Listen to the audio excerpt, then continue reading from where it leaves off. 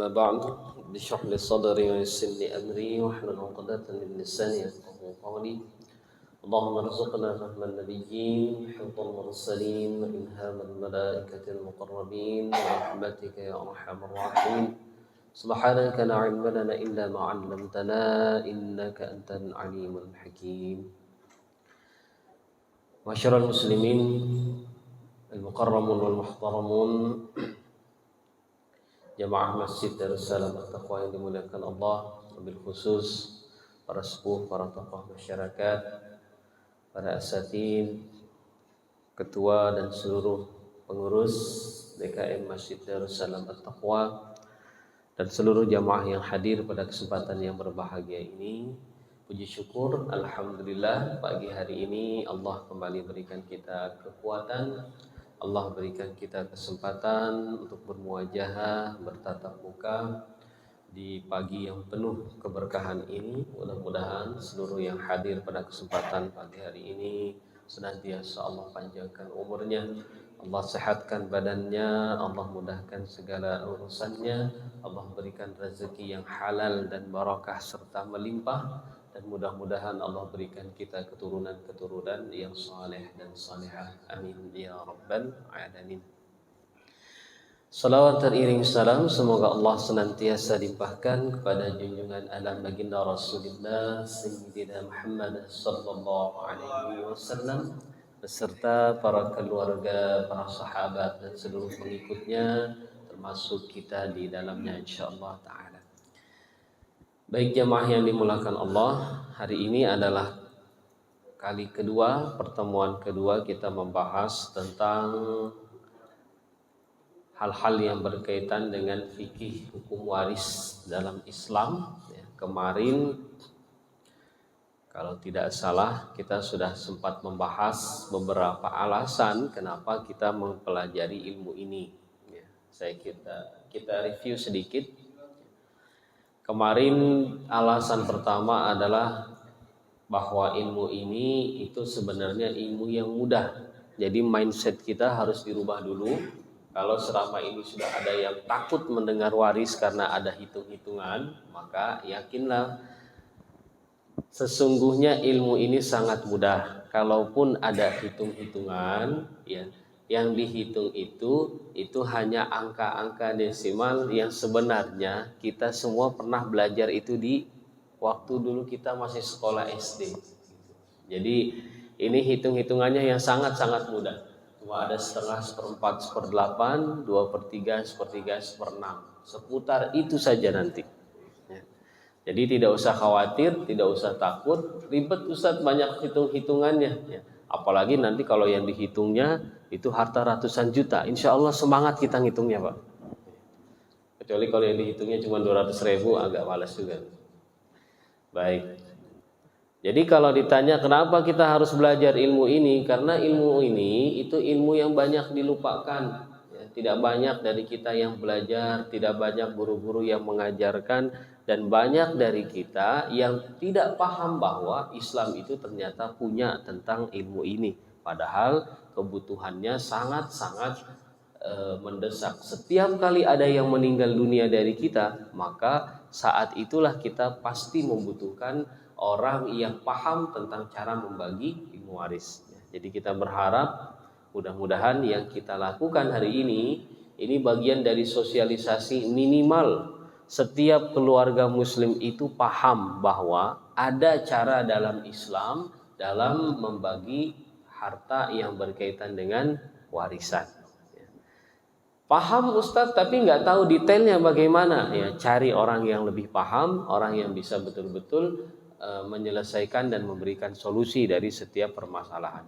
Intinya pahami bahwa Islam itu punya caranya dan jangan berpaling kepada hukum lain. Insya Allah ini adalah hukum yang paling adil, yang sangat sesuai dengan kebutuhan kita sebagai manusia. Kenapa? Karena yang membuat hukum ini adalah zat yang menciptakan manusia. Hadisnya sudah kita bahas kemarin.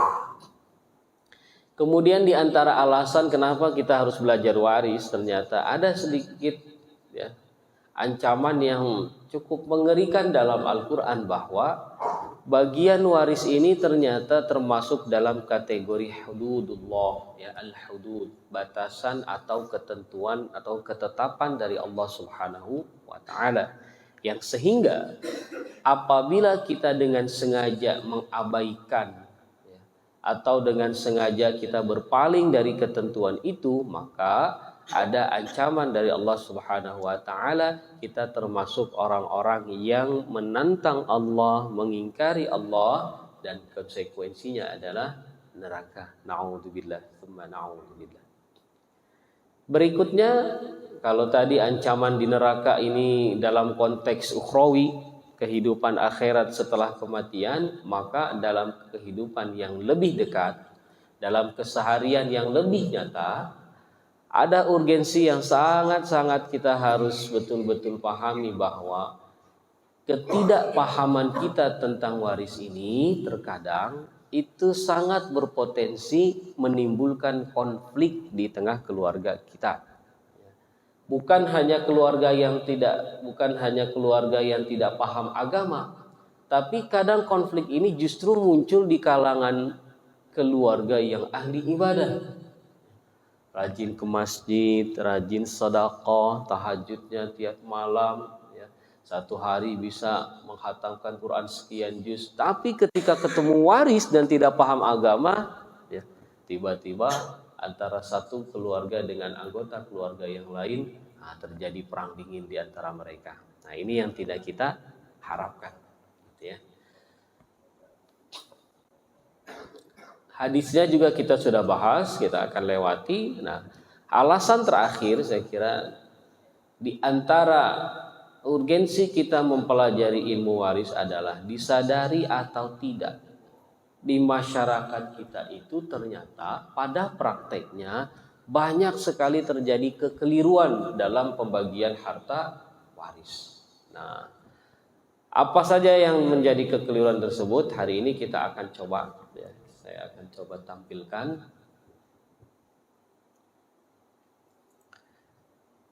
Ini beberapa poin yang kita temukan di lapangan, baik itu tertuang dalam penjelasan guru-guru kita, baik itu di buku ataupun di poin-poin ceramah mereka, atau fakta real yang terjadi di tengah masyarakat kita.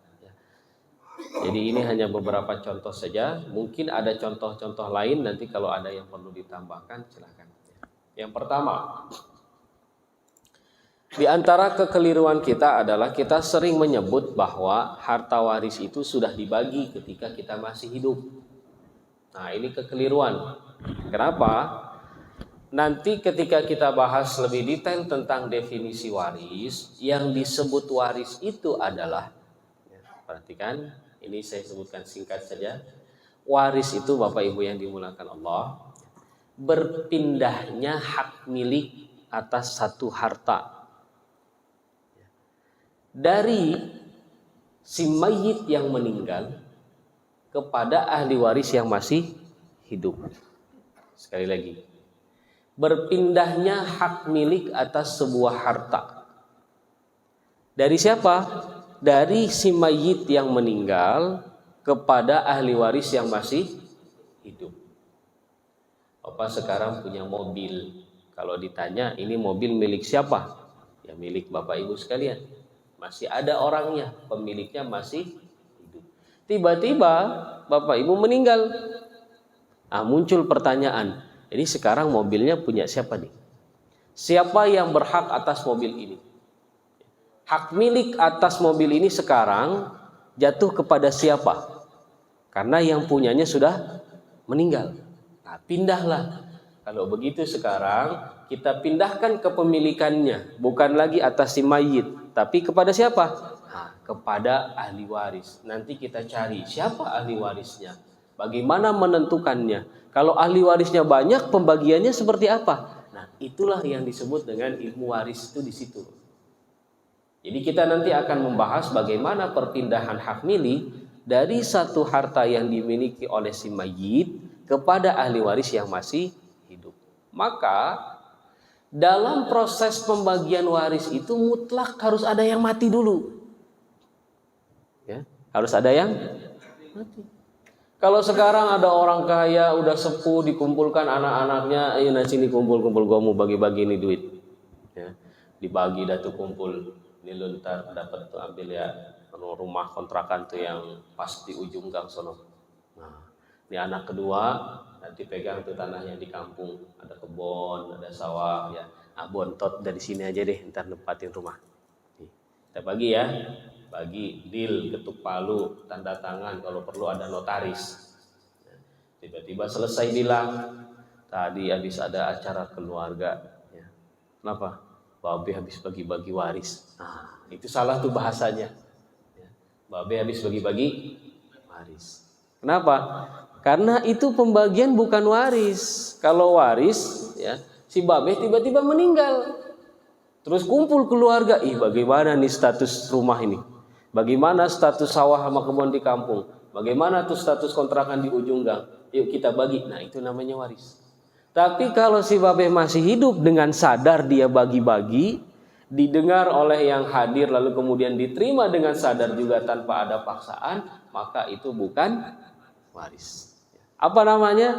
Namanya hibah. Nanti kita bahas setelah ini apa perbedaan secara spesifik antara waris dan hibah. Yang jelas, kalau ada orang mengatakan kita bagi-bagi waris ketika masih hidup, itu satu pernyataan yang keliru. Habis ini ada pertanyaan? Kalau ada simpan dulu ya. Yang kedua, di antara fenomena yang kadang juga sering terjadi di masyarakat kita karena tidak pahamnya ilmu tentang waris, ya. Mereka kemudian bingung dan ada keinginan untuk membagi sesuai hasrat mereka. Terkadang jika ada orang meninggal dunia, lalu dia punya anak beberapa orang, ada laki dan perempuan, ya. Terkadang bagian anak laki-laki disamain aja deh sama perempuan. Kadang dengan dalil yang seolah-olah keren, kan biar adil Ustaz. Kayaknya bagus. Biar adil, sudah samain aja, orang semuanya sama-sama anak saya kok. Keluarnya dulu dari tempat yang sama, dididiknya juga sama, gitu kan. Masa sekarang dibaginya beda-beda, yang perempuan cuma dapat setengah, yang laki-laki dapat satu bagian, udah disamain aja. Jadi kelihatannya agak bener kayaknya, tapi ternyata salah. Kenapa? Karena adil itu bukan sama. Bapak punya anak 3. Yang pertama kebetulan lagi kuliah, udah masa-masa akhir nih, harus bolak-balik kampus, banyak skripsinya, ya, harus beli kertas, ngeprint ini itu. Ya. Yang kedua baru banget kemarin masuk SMP, ya. Yang ketiga baru masuk TK. Kalau tiga-tiganya setiap hari dikasih uang jajan 200.000, adil nggak? Ntar yang kecil tuh yang TK Pak 200.000, sebulan sekolah dia udah dapat 6 juta tuh, ya, minimal 5 juta. Dia datang ke toko elektronik beli TV LED 5 juta, ya, yang diambil bukan TV-nya, cuman plastiknya doang buat mainan peletek. Jadi adil itu bukan sama, adil itu proporsional sesuai kebutuhannya. Si kakak pertama dapat sehari 200.000 mungkin wajar, dia lagi banyak tugas untuk kuliahnya, butuh ongkos, dia butuh internet, butuh pulsa, ya. Harus kesana kemari misalkan sewa transportasi 100.000, 200.000 sehari, mungkin saat ini wajar. Tapi buat anak TK yang perginya dijemput, bekelnya sudah dikasih, di sekolah juga ada, kadang ada makanan dari sekolah, pulang dijemput lagi. Paling jajan 2.000 cukup beli mainan yang ada depan sekolah. Paling banternya 5.000 gitu. Jadi adil itu bukan sama. Maka ketika Allah Subhanahu wa taala menentukan bahwa bagian anak laki-laki lebih besar dari perempuan, itulah bentuk keadilannya. Wah, ini enggak sesuai sama emansipasi wanita nih Ustaz. Di mana letak keadilannya? Coba lihat tuh. Ibu jadi perempuan kalau dapat waris dari bapak atau dari orang tua atau dari anak atau dari saudara kita, dapat uang misalkan 100 juta. Kira-kira yang wajib dinafkahi siapa? Ibu wajib nggak nafkahi suami? Enggak.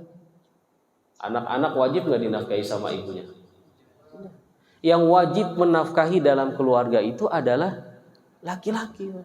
Jadi kalau kita dapat banyak, ya, itu duit yang didapatkan itu wajib dikasih juga buat istri sebagian untuk nafkah.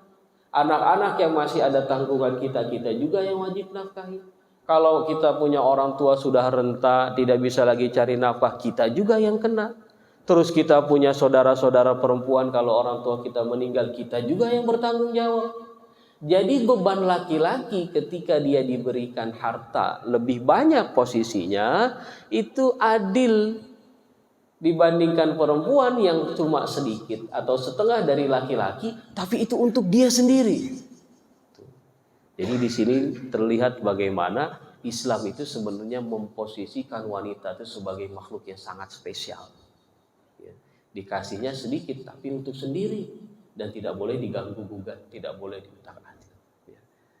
Dari sini insya Allah bisa dipahami ya, ketika Allah kemudian menyebutkan ayatnya lidzakari mithlu haddzil unsayain, anak laki-laki itu bagiannya sama dengan dua anak perempuan, maka itu bukan bagian dari ketidakadilan ya, atau apa bahasanya, diskriminasi terhadap perempuan. Nah, itu bukan. Justru itulah letak keadilan Allah Subhanahu wa taala. Jadi, kalau ada di antara kita yang memandang sudah bagi rata aja, kita kan sama-sama anaknya emak gitu ya. Nah, hati-hati. Kelihatannya kayak benar tapi sebenarnya salah. Sudah 2 poin ya. Jadi yang pertama bagi waris ketika hidup, itu salah tuh. Yang kedua, bagi waris sama haknya antara laki-laki dan perempuan. Sudah mulai ada pertanyaan? Ya, satu lagi ya, simpen saja dulu biar makin seru. Baik. Yang ketiga, karena nggak tahu ilmunya, nggak mau pusing, ya ribet. Udah deh, kita bagi rata aja lah.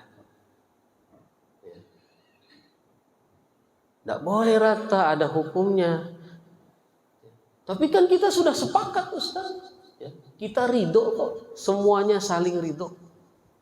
Yang mestinya dapat banyak ternyata dia rendah atau sebaliknya, udah kita sama-sama ikhlas Ustaz. Kan kalau sudah sama-sama ridho nggak apa-apa. Lagi-lagi kelihatannya kayak bener ya. Coba, saya sering punya ibarat begini. Kalau ada laki perempuan belum halal, belum nikah, tiba-tiba mereka berzina. Itu pasangan yang berzina itu kira-kira dua-duanya saling redo enggak? Yang berzina itu ikhlas enggak? Kalau kagak ikhlas kagak jadi zina. Kalau kagak redo, kagak bakal ada zina. Mereka berzina itu karena kedua-duanya sepakat untuk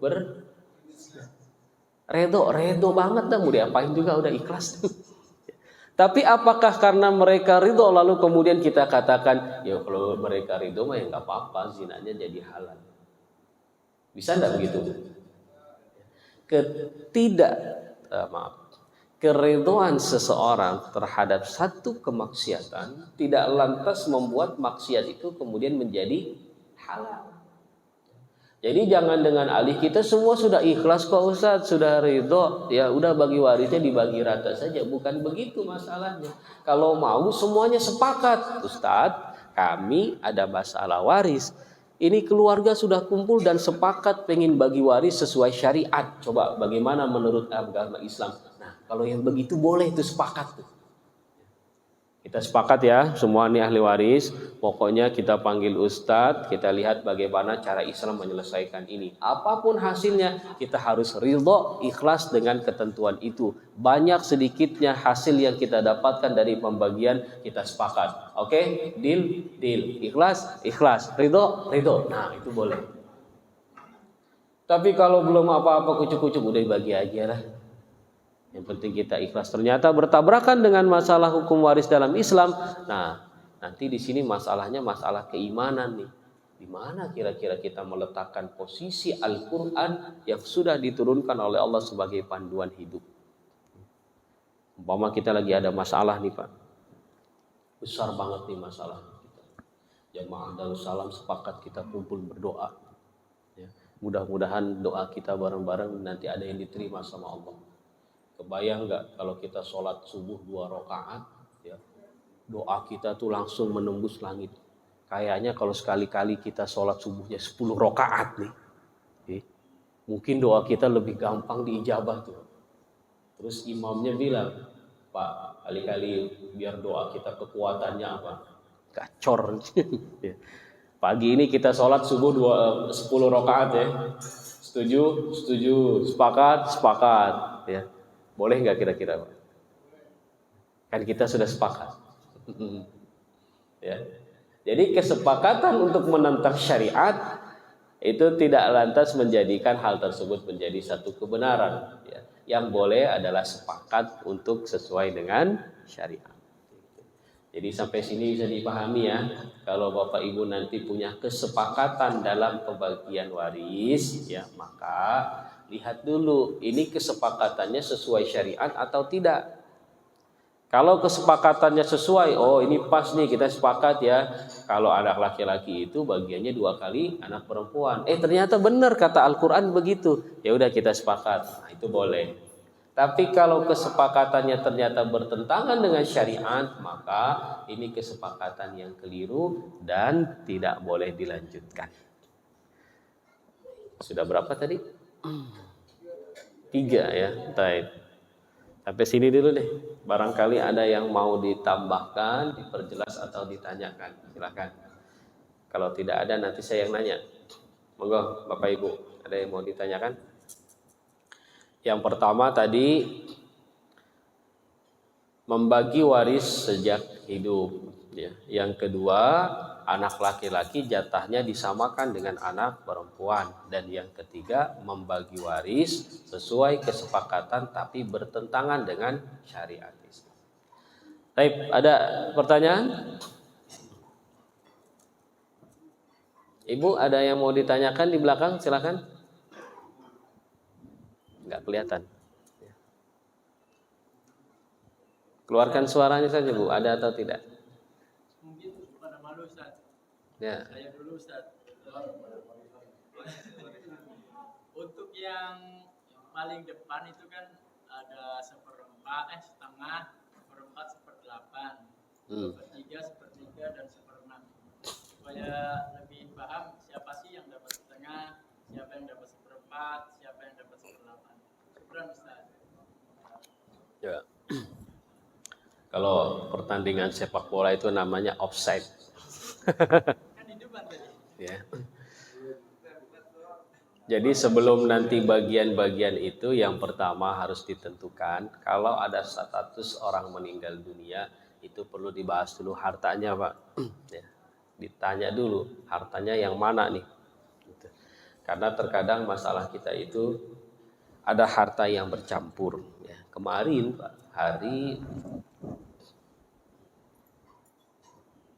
sekarang hari Sabtu ya. Hari Kamis kemarin itu saya tiba-tiba kedatangan jamaah habis sholat asar. Datang 4 orang laki-laki. Ternyata ini saudara adik kakak beradik tapi dari 2 biang yang berbeda. Ya, tadinya saya pikir bakal ribut nih di depan saya. Gagah anak-anak muda. Dia cerita bapaknya meninggal, dari istri yang pertama punya anak 2. Kemudian cerai, nikah lagi dengan istri baru, punya anak 2. Pas lagi komposisinya 2-2. Saya udah duga bakal ribut. Ternyata tidak. Mereka orang yang paham agama, pengen kasih pencerahan. Nah permasalahannya mereka itu bingung, hartanya terlalu banyak. Si bapak ini dulu waktu sama si ibu pertama pernah punya kejadian-kejadian, ada harta yang dapat, kemudian ada yang dikasih, ada yang sampai saat ini ditahan, lalu kemudian tengah jalan pisah, ketemu sama istri yang kedua. Nah mereka bingung nih bagaimana pembagiannya. Jadi yang pertama kita jelaskan, pisahkan dulu hartanya. Ini urutannya Pak, nanti kalau ada kasus ya fikskan dulu hartanya. Lagi dijelasin tuh Pak, hartanya banyak memang ternyata. Tiba-tiba anak salah satu ini bilang, "Ih Pak Ustadz, tapi Bapak dulu pernah punya utang." Nah, berarti ada yang harus diselesaikan dari harta ini. Apa saja yang diselesaikan? Misalkan salah satunya tadi utang. Itu yang pertama. Yang kedua, setelah hartanya selesai, ditentukan nih hartanya, berikutnya kita tentukan dulu ahli warisnya siapa saja, Pak. Kan kalau kita meninggal, kadang kita punya keluarga besar. Ya, tiba-tiba tumplek di satu rumah ada 50 orang. Nah, dari 50 orang ini kita harus tentukan siapa yang dapat. Tidak semuanya dapat. Kadang ada orang yang kelihatannya deket banget hubungannya, ternyata dia nggak dapat ya dalam hitungan waris. Atau sebaliknya, dia nggak pernah nongol dalam keluarga. Tiba-tiba begitu ada yang meninggal, dia muncul dan dia dapat. Nah, ini yang kedua, cara kita menentukan siapa ahli warisnya. Nah, yang ketiga, baru nanti setelah ditentukan siapa ahli warisnya, dari 50 orang ternyata cuma 5 yang berhak dapat. Baru pertanyaannya pertanyaan Pak Khalid tadi. 5 orang ini jatahnya berapa? Ya. Kalau ada satu kasus ditanya, misalkan kayak kasus kemarin, datang orang itu, terus dia nanya, saya tanya-tanya, saya bedah, ketahuan ahli warisnya si A, B, C, D ada 5 orang, saya bisa tentukan si fulan.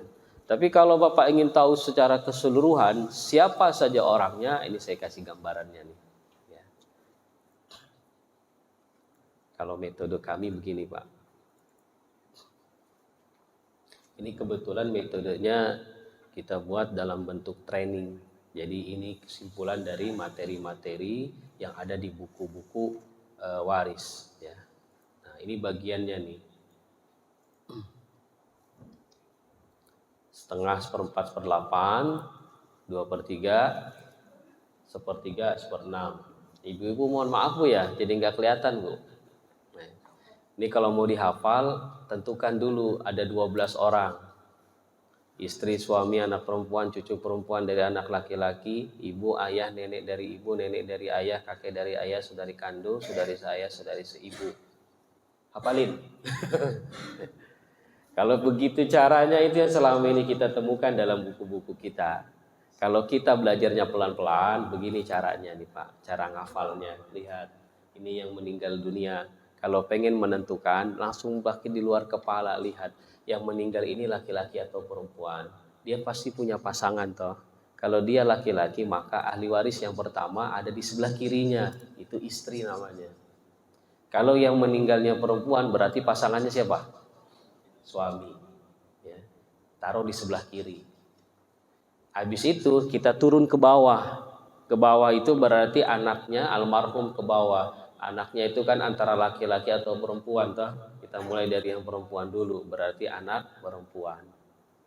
Kalau saya kasih tanda panah di sampingnya, kira-kira siapa nih orangnya? Nah, anak laki-laki. Lihat tanda panahnya lagi ke bawah, ke atas. Kalau di bawah itu keturunan di bawah, kalau ke atas keturunan di atas. Kira-kira siapa di atas? Ibu. Ya. Di sampingnya ayah. Enak nggak kalau pakai diagram begini? Ini nanti yang 22 tanpa ngelihat kita bisa gambarin Pak. Kalau dilanjutkan nanti turun ke bawah, anaknya anak siapa kira-kira? Cucu, ya kan? Di sampingnya cucu perempuan berarti cucu laki-laki. Kalau lihat tanda panahnya ke atas, ibunya ibu berarti siapa? Nenek. Nah, terus ini panjang Pak nih. Tuh. Sampai 22. Ini belum ngebahas berapa bagiannya. Nanti satu-satu kita bahas. Misalkan istri berapa dapatnya? Ada kondisi istri itu dapat 1/4. Kapan? Kalau almarhum nggak punya anak. Gitu? Kalau almarhum punya anak bagaimana? Jatahnya 1/8. Gitu. Ini Pak slide-nya kalau diterusin, ya, itu ada sekitar 50 atau 60 slide. Terus ada contoh-contoh soalnya, satu-satu nanti kita belajar. Gitu. Kalau misalkan mau singkat, sekarang saya print bukunya, udah belajar, tutup majelisnya selesai. Maksud saya ingin giring Bapak Ibu semua untuk memahami konsep dasar pelan-pelan terlebih dahulu, step by step. Nanti insya Allah semuanya akan bisa paham. Semuanya akan kita sajikan dan satu persatu itu akan selesai. Ini ada 70 slide Pak, bab tentang pembahasan yang ditanya tadi Pak Khalid tadi. Kira-kira berapa, siapa dapat berapa? Itu ada 70 slide di kami gitu kan. Gitu. Nah, kecuali ada yang urgen. Ustadz, ini penting banget nih, ada kasus meninggal harus diselesaikan. Kalau tidak keluarganya konflik. Tolong Ustadz selesaikan. Nah, sodorkan kasusnya ke saya, nanti saya kasih jawabannya instan. Tapi kalau kita ingin belajar ya, maka ya kalau mau main bola itu ya ada belajar dulu bagaimana cara kita lari dengan benar, ya bagaimana kemudian mengatur formasi, bagaimana mengatur agar nafas tidak habis baru 5 menit. Nah, itu step by step insya Allah nanti ketemu. Ini kan baru pertemuan kedua. Itu ya. Baik. Jadi Pak Holing, mohon maaf saya skip dulu jawabannya ya, karena kalau itu dijawab berarti kita langsung loncat nih ke Bapak berikutnya. Baik. Oke, back to topik yang tadi dulu terkait beberapa penyimpangan dalam waris di masyarakat kita. Ada yang perlu ditanyakan atau tidak? Ya. Yang pertama tadi contohnya pembagian waris ketika masih hidup. Yang kedua, anak laki-laki jatahnya disamain dengan anak perempuan. Dan yang ketiga, dibagi berdasarkan kesepakatan. Ini kekeliruan. Yang kedua, ada cuma 200, anaknya laki-laki sama perempuan. Sama gantinya gimana itu? Ya, jadi kalau menurut syariat Islam, kalau sudah tidak ada ahli waris yang lain, cuma anak saja laki-laki dan perempuan, maka nanti tanah yang ada itu dibagi 3 Pak. Yang perempuan dapat 1, yang laki-laki dapat 2. Jadi seolah-olah kalau duitnya 300 juta, yang perempuan itu 100 juta, yang laki-laki 200 juta. Bisa saja rata, tapi kasusnya begini nanti. Yang tidak boleh itu sudah kita bagi rata aja 150, itu tidak boleh. Kalau misalkan dalam kasus tertentu anak laki-laki ini kebetulan sukses, bagus ekonominya gitu. Yang perempuan kebetulan lagi Allah uji, dapat suami belangsak banget ekonominya gitu. Kan kayaknya nggak enak banget kelihatannya, itu yang udah sukses dapatnya 2 bagian, kok ini yang kebetulan belangsak malah dapatnya setengah. Katanya Islam adil, kan begitu. Bagaimana caranya? Bagi dulu sesuai syariat. Menurut syariat, ini yang laki-laki dapat 2, yang perempuan dapat 1. Lalu kalau ternyata dalam kondisinya, karena ini kan tidak semua orang begitu, ada juga yang sebaliknya. Yang laki-laki yang belangsak banget, yang perempuan alhamdulillah dapat suami bos, kan gitu. Dia kalau dikasih setengah aja nggak mau, udah ambil aja buat lu semua, gue nggak perlu, kan gitu. Jadi dalam kondisi-kondisi tertentu kita bisa siasati Pak. Bagaimana siasatnya? Contoh, kita bagi dulu sesuai syariat ya. Saya sebagai anak laki-laki dapat 200. Kamu kan anak perempuan, secara syariat dapat 100. Sampai sini setuju? Setuju. Deal. Selesai pembagian waris. Setelah selesai, lalu saya dengan legowo, ya, Dok, ya, atau kalau ke adik itu, Dek, duit segini mah alhamdulillah kita di rumah nggak kekurangan, ya. Kalau coba duit segini, ya dari hasil usaha lumayan. Ini kebetulan kan kamu lagi butuh banget nih. Barangkali bisa bermanfaat nih, ambil bagian saya 50 buat kamu 50. Akhirnya dia dapat berapa? 150 tuh. Kita laki-laki dapat 150. Sama. Tapi itu bukan waris, Pak. Itu. Yang kedua itu adalah hibah dari si laki-laki kepada perempuan. Si laki-laki ini sedekah kepada saudaranya. Sehingga akhirnya sama. Atau mungkin dia mau kasih semuanya, gak apa-apa. Ini 150 jatah saya, 200 sudah pegangnya buat kamu. Jadi dia dapat 300. Si laki-laki tidak dapat. Tapi lagi-lagi itu bukan waris. Yang salah itu baru bagi, udah gak usah pusing-pusing, samain aja. Nah, nanti pertanyaannya, terus Al-Qur'annya dikemanain? Gitu loh. hukum Allah yang selama ini ditentukan untuk mengatur kehidupan kita dikemanakan?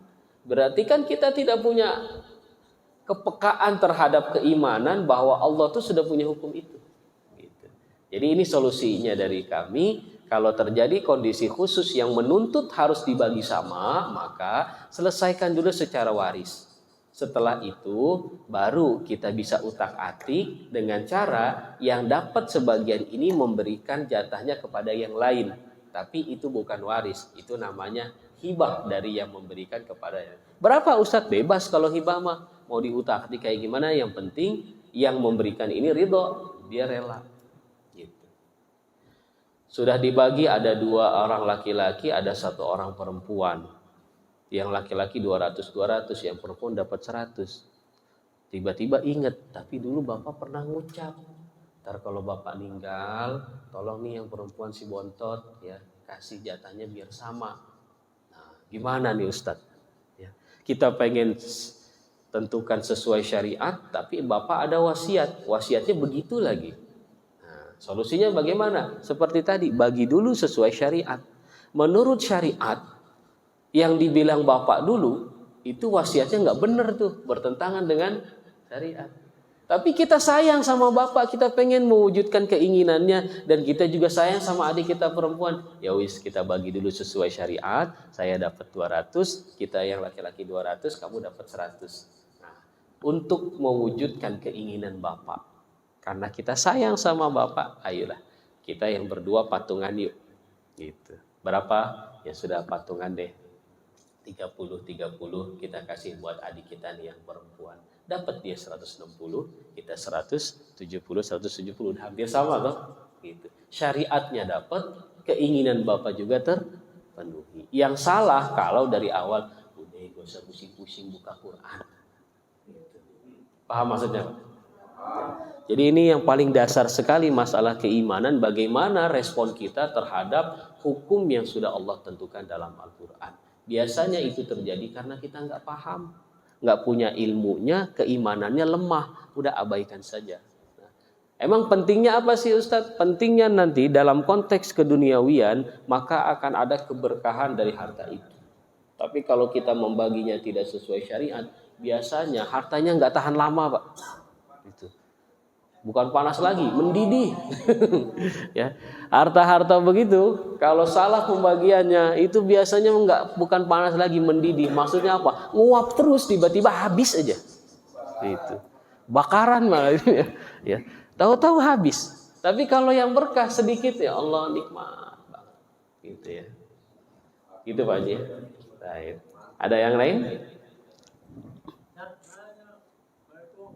Ya. Ya.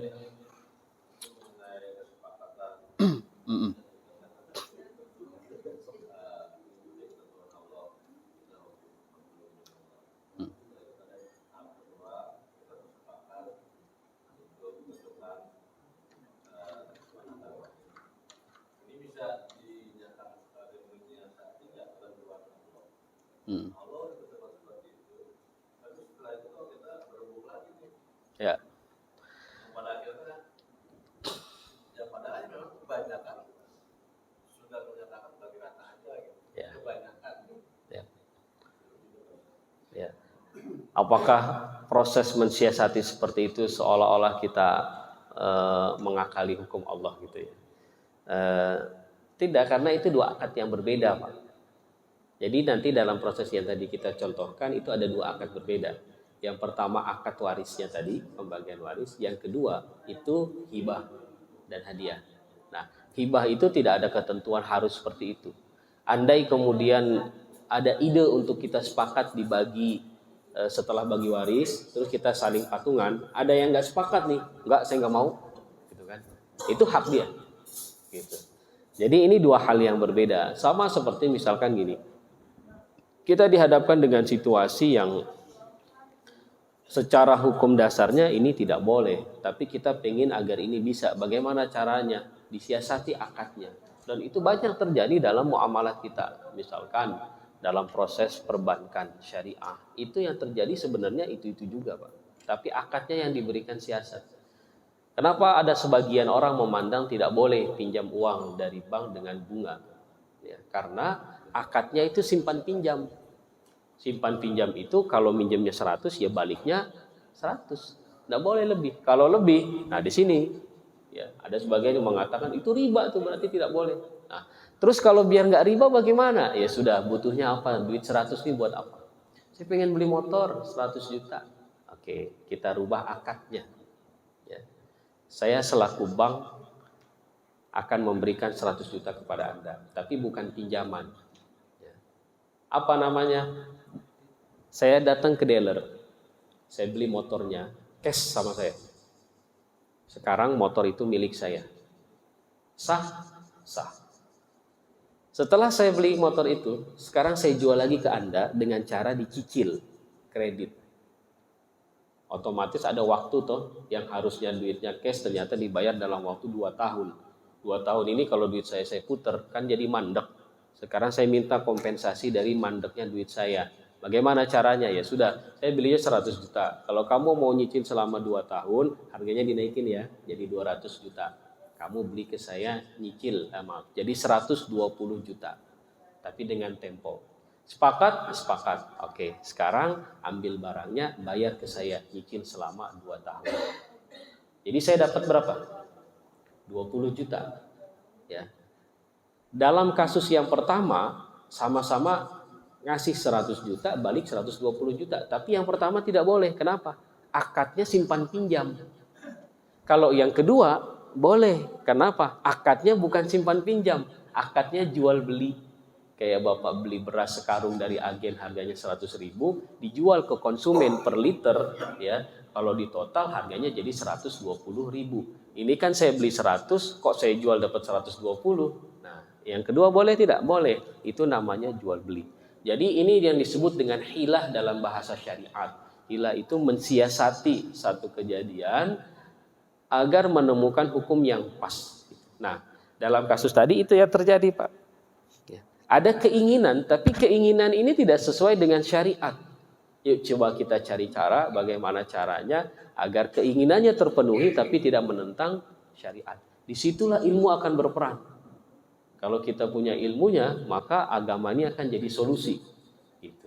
Dan itu bukan dalam rangka mengakal-akali atau mengutak-atik hukum. Yang tidak boleh yang menurut Bapak tadi itu, misalkan ada hukum yang jelas-jelas dia tidak boleh, lalu kemudian kita kasih cara, dan caranya juga ternyata tidak benar. Gitu. Ya. Udah gimana utak-atik lah supaya anggarannya yang penting cair udah. Gitu. Ternyata caranya juga nggak benar. Ada manipulasi data dalam pelaporan anggaran. Nah itu cara-cara yang seperti itu yang tidak boleh. Yang haram dengan yang haram. Tapi kalau dalam kasus ini kita mensiasati yang keliru dengan solusi yang insya Allah tidak bertabrakan dengan syariat. Begitu. Jadi yang tidak boleh kalau hukum warisnya kita rubah. Nah, kalau tadi kita kasih solusi, lakukan hukum waris dan itu selesai. Setelah itu kita berikan akad berikutnya. Ini bukan waris, ini di luar waris. Ya. Ini akad yang kedua, kita saling memberi, kita saling kasih, dan itu akad hibah. Tidak ada kaitannya dengan waris. Pada akhirnya ternyata sesuai seperti yang diinginkan oleh orang tua kita, dan itu boleh. Begitu. Jadi bukan dalam rangka merendahkan atau menggampang-gampangkan urusan syariat. Dan kalau nanti kita belajar fikih, Pak, dalam banyak bab hal itu banyak sekali terjadi gitu, dalam fikih kita. Gitu ya. Baik, ada lagi? Enggak, Pak. Kita sampai.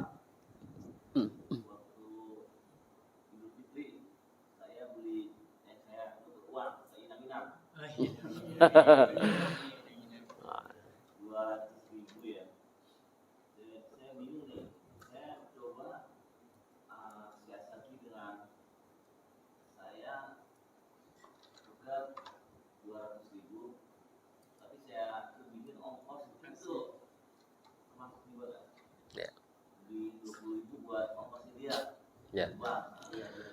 Prakteknya uang 200.000 kemudian ditukar dengan 210.000 misalkan. Lalu pertanyaan apa hukumnya? Kalau dalam fikih itu disebut dengan takyif. Takyif itu merincikan permasalahan ini kira-kira kemana alurnya. Ya. Kalau dikatakan itu jual beli uang, jelas kita bisa bilang tidak boleh, karena uang itu adalah alat tukar, bukan komoditi, ya, yang bisa diperjualbelikan. Kalau mau terjadi pertukaran antar uang, maka harusnya sama, 200 ya dengan 200. Cuma masalahnya ini kan harus ada kelebihan. Kalau nggak ada kelebihan, nggak mau si inang itu kan, gitu, capek-capek dia.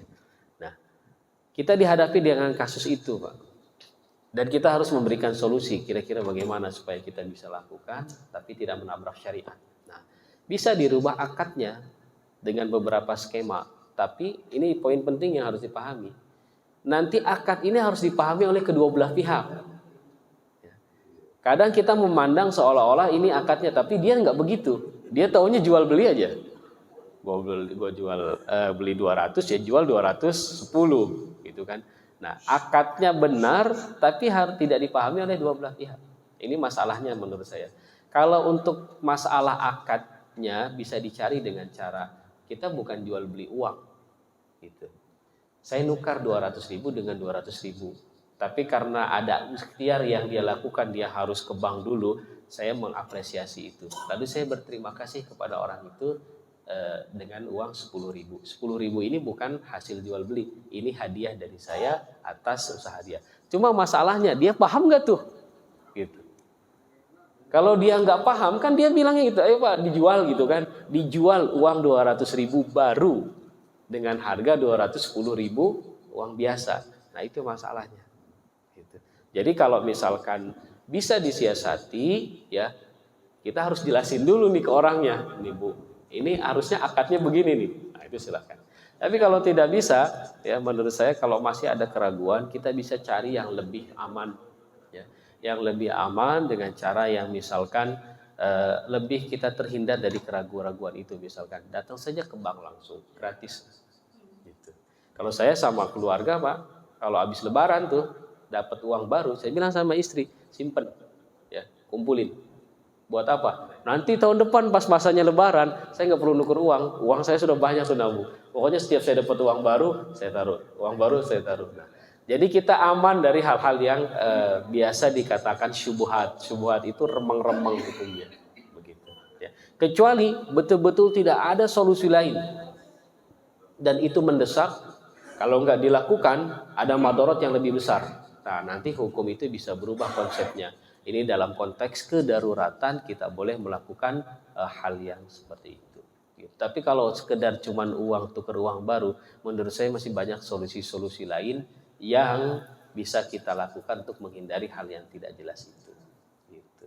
Kayak kemarin kita di kantor, tiba-tiba pihak bank itu buka sosialisasi tukar uang itu, Pak. Ya, ada beberapa unit mobil parkirnya di Islamic. Di Islam itu tiba-tiba parkiran ramai, ngantri semua. Kita ambil kesempatan, ya, sebagai karyawan Islamik, gitu kan, sebagai tuan rumah, kita nggak dapat manfaat apapun, gitu loh. Kira-kira bisa nggak Pak kasih akses buat kami nih karyawan mau nuker uang baru tanpa harus ngantri? Boleh, dan tidak ada biayanya, gratis. Nah, cara-cara seperti itu saya kira mungkin ada skema-skema lain yang kita bisa tetap dapat tanpa harus menabrak hukum syariat. Karena ini bukan masuk kategori darurat, begitu ya. Allahu a'lam bishawab. Baik. Sampai di sini sekali lagi masih ada yang perlu diperjelas, ya, terkait masalah waris. Kepinteran pada. Baik, kalau tidak ada, ya kita cukupkan dulu untuk diskusi kita hari ini, insyaallah. Ya. Mohon bersabar. Masih sangat banyak, ya, sangat banyak materi yang nanti kita bisa sampaikan. Tapi saya ingin sampaikan sekali lagi, yang paling mendasar dari kajian kita ini, saya ingin memberikan satu pemahaman utuh kepada kita bahwa kita itu punya agama yang keren loh. Gitu.